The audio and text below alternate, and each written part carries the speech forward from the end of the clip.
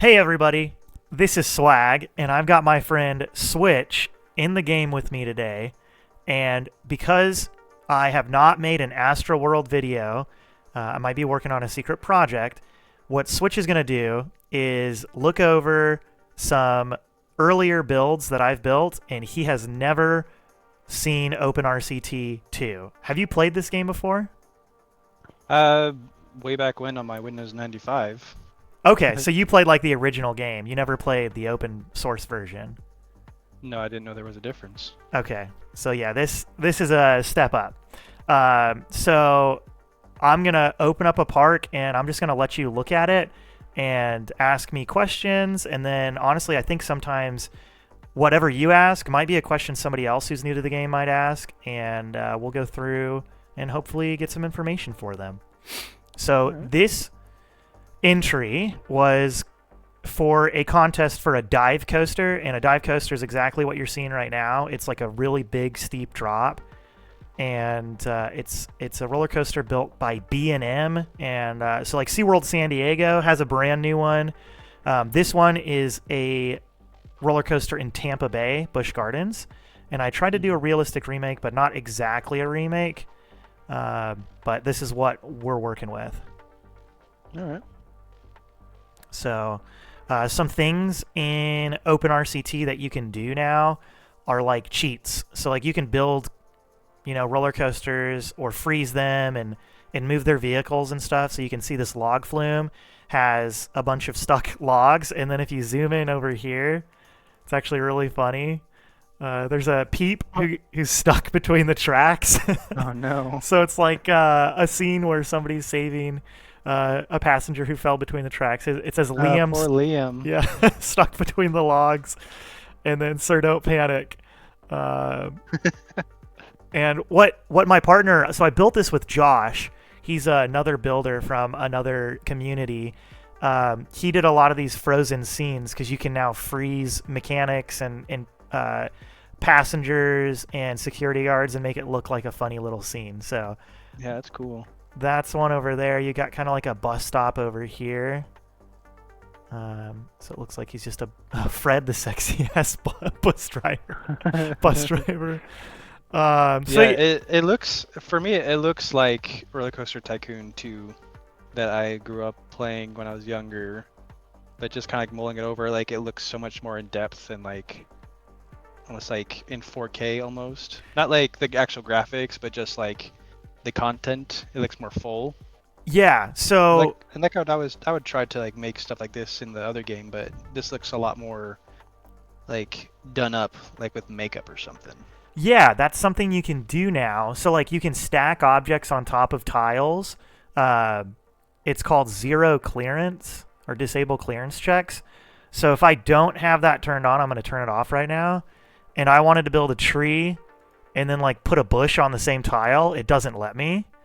But if I clear it, I can put bushes right next to trees, and it makes the foliage look a lot more better. I was going to say a lot Oh yeah, that better. looks a lot better. Mo better. Yeah, mo better for sure. And then you can also like push them into the ground. So the tool back in the day, you used to be able to use this. It was not taught to you in the game, but if you hold shift down, you can raise scenery pieces and Yeah. stack them. You weren't taught that in the game. It was just something you figured out. And a benefit of that is you could actually bury trees now. So like you like this tree and it looks like this normally, but the top of the tree actually looks like pretty good foliage, and you can bury it and it looks like a really good bush. So Oh nice. that might be what you're seeing, is just like the amount of items you can stack on top of each other has changed the way the game is built. Yeah, the planters look very full and like just filled out, and it looks like an actual planter box rather than just kind of like tree, bush. Yeah, it's something that, I mean, takes time to learn how to do, because you can overdo it and you can underdo it. And I'll say to myself, like after watching and looking at this park, I think I've overdone it in a few areas, but it really does bring a lot more ambiance to the parks overall. So the main ride is Sheikra, and another cool feature you can do is you can follow the ride on the main view. So we're going to watch this ride cycle, and it's going to follow the train. Yeah, that was in the old game as well. I always like doing that with the coasters I made. You could do that in the box of the ride, but you couldn't do it full screen like we're doing right now. So You sure? yeah, I'm sure about it. It's something that was newly Oh. added, and there it goes underground, and then it whips around the Oh yeah, it was buildings. in the little pull-up bar, huh? Yeah, so you would click on the ride, and you can make it Oh bigger, and yeah, you can that's follow it what it around, was. Yeah. but you couldn't follow it on the main screen. So, oh, I forget how to take it off. I think I gotta look at like the station or something, and locate, and then let go. Yeah. So, and then some other things we do is we make backstage areas. So, like a ride like this in real life has a transfer track that moves back and forth and loads up different trains. Yeah, that's cool. So you can make the roller coasters just look and fill out space a little more. It doesn't make sense when you're playing the game like what do we call it when you play like the normal game, like scenario play. Hmm. It doesn't make sense. You would never waste your money on building this kind of stuff, but I did. That's why I didn't do good. I'm just yeah. kidding. But like I love adding little details like this, and CP6 is fixing everything. That's a guy that actually works in the industry. Super helpful guy of the community. We got a Nice. train right here. What do we have over here? A train conductor. And I think back here we got some dude taking a smoke break. Oh, 94 Supreme vaping. Cactus not Cactus not vaping. vaping. I also noticed like the buildings themselves also look very custom. Is that also part of the OpenRCT? Yeah, yes and no. So like you could build buildings in the regular game, but they would look very simple because you couldn't stack so many different wall pieces on top of each other. So yeah, this is just like plain wall pieces. So right here you just make a wall and then stack it in a rectangle. But things like the roof, these roof pieces are just simple rectangles, and I just stack them on top of each other to give it a different profile. And sometimes you build awnings with posts. And then like right here, this detail right here, this is a sign. So somebody used this back in the day. See how the sign's like MW? MW? I could change it Yeah. to switch and like boom, your name's on it. Hey. But it looks cool when you like type in different letters and it just looks like decorative trim. Oh, So yeah. that's Especially when you like zoom out, it looks like it's just kind of like a zigzag on the top of the. over here. These are S's, but it looks just kind of like fancy trim. And then I've always enjoyed that about different games like this, where you take the same thing for like those like Call of Duty calling cards, where people could like make crazy pictures out of like S's and blood splotches and whatnot. But you take all these crazy little tiny details and you make a whole building or they make a like Scooby Doo out of like rectangles and circles. yeah. Hmm. So I'm guessing like those awnings, like the little park benches right there, those are those actual in-game, Oh yeah, like so those that, blue ones? the blue ones are, and this is another new feature, is it's the regular canvas, but they have a new color called invisible. So typically you could only use these as square umbrellas, and you're like, Oh, oh, that looks kind of blocky. But if you change one of the colors to invisible, you get this result. So that's cool. that's cool. And then underneath it, you're actually using, and this is like another thing that, oh my gosh, kind of lagged a little bit. So right here, this piece, this pole, is actually a track. So see that track piece? It's from the steeplechase track. And what I Yeah. did is I just took it, put it on the same tile as the table area, and I hid it underneath the banners, and it just looks like a good post. Because in the game, I'll tell you what, they don't have a freaking umbrella in the entire game. Like, there's not a single piece for the umbrella. I think there's a one piece in like one of these fancy sets that's just, it's a green canvas circle, and some people use it, but I'm like, umbrellas are not always green, so I'm not okay with that. But some people Yeah, are.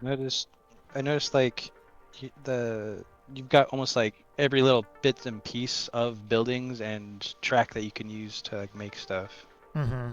Yeah, it's That's really cool. there's so many different pieces, and like sometimes I'm not even using scenery, I'm using track pieces. So this is a bobsled coaster. So like Mhm. it's an awning I see looking that now. thing, Oh, that's so cool. but it's a coaster piece. These pieces right here. So this is Tigress, or Tigress. It's a roller coaster in the real park, and I made these this sign out of stacked pieces. So it's just a bunch of coaster pieces stacked, Oh. and I painted them to look like tiger stripes. So it's pretty cool. Like, hey, this is a tiger coaster, and Yeah. this tower of supports is all track. It's crazy. Like, I'll switch the colors because it's kind of hard to see. Let's say they went crazy and they made it all red. Those Oh, I see. those supports are coaster track. The vertical stuff Straight up. is Yeah. like coaster track straight up, and then the diagonal pieces are all copy and pasted single tiles. So in the game, and this is some advanced freaking crap. So in the game, you can go on the 45-degree axis. So like, check this out. You build a ride, and this piece technically is a 45-degree axis. So I'm going to do that. Oh my gosh, see all the track pieces. So this piece right here, if I copied it and moved it, I can see it. But if I turn the angle the other way, you can see I can see the original piece, but not the other piece, because this is a 4-tile track piece. So from each perspective, it's its own sprite, and you can't see it unless you copy all 4 pieces. So over here on this giant tower that I built,